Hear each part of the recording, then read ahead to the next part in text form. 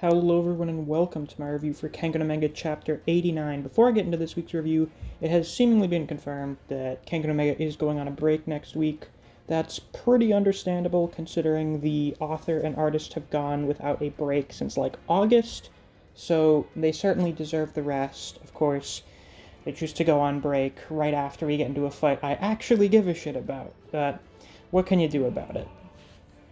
So, this week's chapter is really good. We get the start of the fight between Kanawagito and Lutien, and I have to say, just from what we see in this chapter, this fight is already way better than all the other fights in this tournament. It feels like when we see Kano fighting again, it feels like we're back in the Annihilation tournament. We're just back to basics, really, and it's just really fucking good. So, we learn several different things this chapter. I'd say the first one, probably the most minor, is what Lutien's fighting style is. It's something called the Wu Wang Fist. It's an assassination style, but it requires a long wind-up. So maybe it's sort of kind of like the one-inch punch. Not literally a one-inch punch, like it's a very different stance. But you can tell like there's a very important use of footwork and probably building up of kinetic energy, which leads me to believe we may get to see that and Agito's Dragon Shot this fight. We do have to remember that he's really only used the Dragon Shot like twice, and the other time it didn't work, but that was because it was against Kuroki Gensai.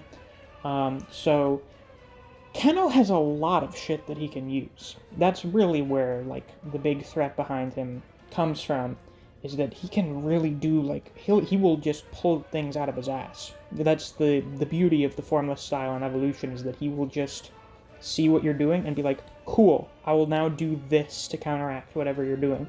And we see that here with the way that he is just refusing to let Lutien use the Wu Wang Fist. The other minor important details that we learn are the details about the members of the Three Demon Fists. So we learn that Lu Dongcheng is the most veteran member. He's been there the longest. We learned that Fei Wang Fang joined 2 years ago, which is really important because that was when the Annihilation tournament ended, and it seemed like the Tiger's Vessel did not join Purgatory before then. So Wang Fang is back in the competition to be the Tiger's Vessel. I think the two biggest contenders right now are Wang Fang and Jiroda. After that, probably Tarashi. I just think these two are the most likely, and I think Wang Fang's body type most matches what we saw at the Tiger's Vessel. But who knows? I think that cloak was there to make it a little deceiving. Now, Lutien is a member of the Warren. This isn't really surprising, like the Centipede name made it kind of obvious. I think a lot of us probably thought it was like a red herring thing because it was too obvious. But no, he's a Worm member. Which, like, is not surprising in hindsight, but when it actually happens, you're like, oh wow. It's probably because we didn't expect him to have one Worm member fight right after another one. But, I mean, it's really not super shocking. And we also find out that Lutien's stoic personality is actually a front, and he's actually a crazy, wacky, woohoo, crazy guy that sticks his tongue out and makes wild faces, which, I mean, I kind of expected. I didn't think they would have, like, another big stoic guy.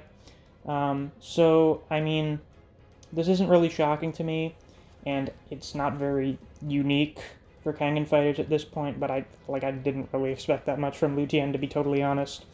But we do find out some pretty fucking shocking information, is that Lutien, as Keno Agito knows, also knows the Formless style, and he learned it from Takeda Nico.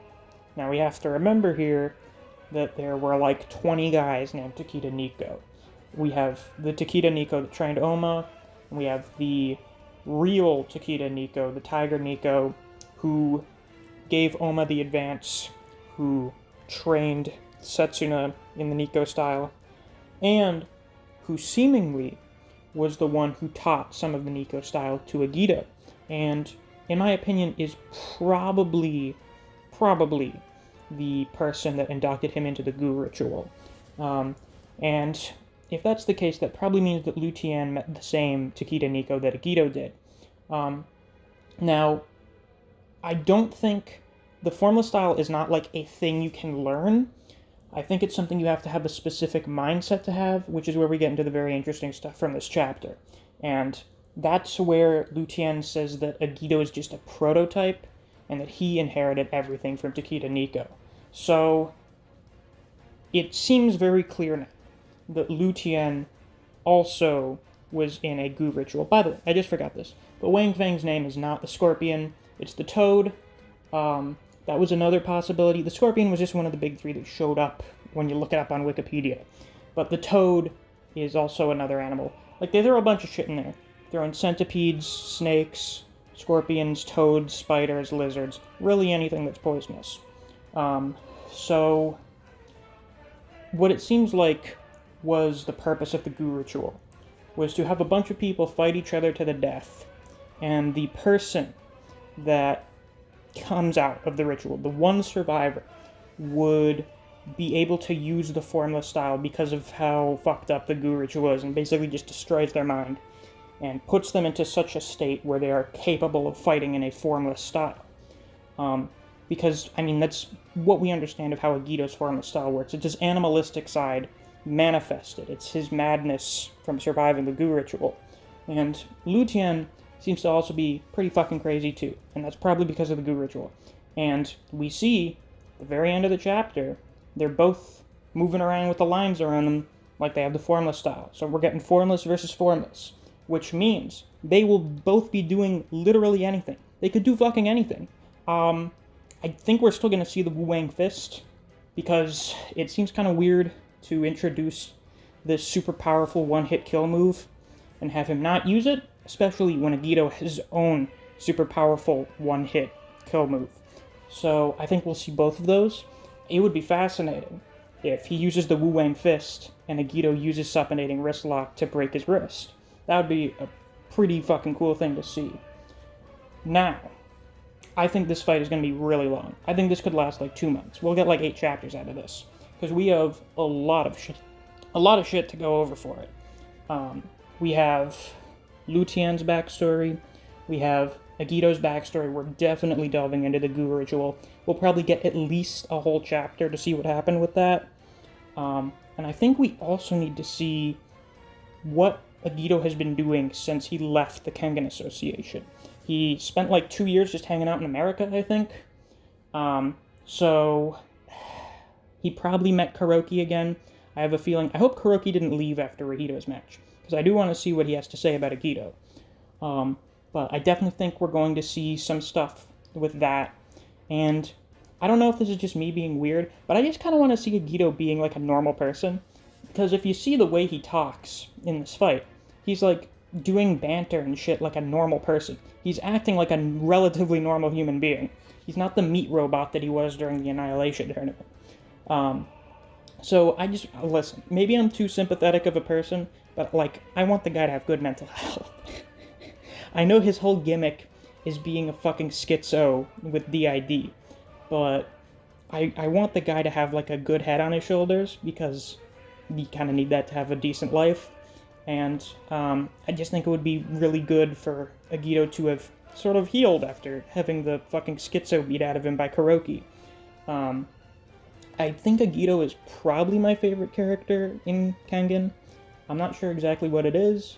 I just vibe with the guy, and especially, really especially the stuff that happens after his fight with Kuroki. I think that's really what seals the deal for me. I just really, really like the stuff that they did with him after his first defeat. You know, it's not every day that you see someone have their legend ended, so seeing the way that he sort of responded and has moved on after that is very interesting. And I want to see what the guy's doing. Like, does he have like a romantic partner or something? Does he have like a friend group? Does he have a hobby other than driving around on a motorcycle? I want to see what the guy's been doing. So I'm hoping we're going to get like a lot of content out of this fight. I hope we get a lot of meat for Agito's character. Because, well, I mean, kind of his whole deal when he was in the Annihilation Tournament is the guy had no fucking personality. He was a maniac who didn't understand anything. He didn't understand, like, what movie characters were. He tried to fucking hunt down Godzilla because he thought it was real. So I'm very excited to see what's going on with Agito. Now, we do get an important thing here right by the end of the chapter. Unless he's acting, it seems like Nicholas doesn't know what the deal with the worm tattoos are. I think he may just be playing a game here, like asking if they're a couple, because Lutien and Naiden's tattoos match. But the interesting thing here is that Alan knows. Alan Wu knows about Takeda Nico, and he knows about the Tiger's Vessel. He's heard the worms talking about them, and he asks if Lutien is the Tiger's Vessel. I don't think Lutien's the Tiger's Vessel. No. I think the shit with the goo ritual is completely separate from the Tiger's Vessel. The Tiger's Vessel is either someone taught by the Nikos or is one of the Nikos. So if Jiroda is the Tiger's Vessel, I have a feeling he is one of the Nikos, and you can look at him. They've worn gis before. I think that's what they're called, the shit that Jiroda's wearing. So I definitely think those two are the most likely, but Lutien is definitely not the Tiger's Vessel. Another interesting thing is that Lutien has always fought with this Wu Wang fist thing, so I assume him pulling out Formless, this is the first time he's ever done it in Purgatory. And that's probably going to be the same for the Tiger's Vessel. Like, if Jiroda does Judo or something, and he fights Oma, what's going to happen is he's going to use Judo for, like, the first minute, and then he's going to be like, cool, and whip out the Nico style. In Wang Fang's case, he's going to use Tai Chi, and then when he gets serious, he's going to use the Nico style, and everyone's going to be like, whoa, what is this? I definitely think it's not going to be something that they've been using. Like, they're all going to have their own fighting styles that they've shown off publicly, but when their time comes to fight against Oma, because, I mean, like, the Tiger's Vessel is going to fight Oma, they're going to switch to the Nico style. So with that, that's really all I have to say about this week's chapter. This fight is off to a great start. I did say last week I have some very high expectations for it, with it being an Agito fight, and it seems, so far at least, that my expectations are going to be met. I had a feeling that they would definitely, they would bring their A-game for when Agito goes up, and it seems like they're definitely doing it thus far. So yeah, if you enjoyed, please be sure to like, comment, subscribe, and click that notification bell so you don't miss any of my uploads. I do Kengan Omega reviews every week. Of course, there won't be one next week because we won't be getting a chapter, but every week we do get a chapter. You can expect a review for it. If you enjoy other series such as Record of Ragnarok, Jujutsu Kaisen, and Chainsaw Man, I do videos on those series as well, so if you're interested in those, you should definitely check out my channel. If you enjoy discussing Kengan Omega with other people, or you just enjoy the content I produce on this channel, I highly suggest you check out my Discord server. I have a link to it on my channel.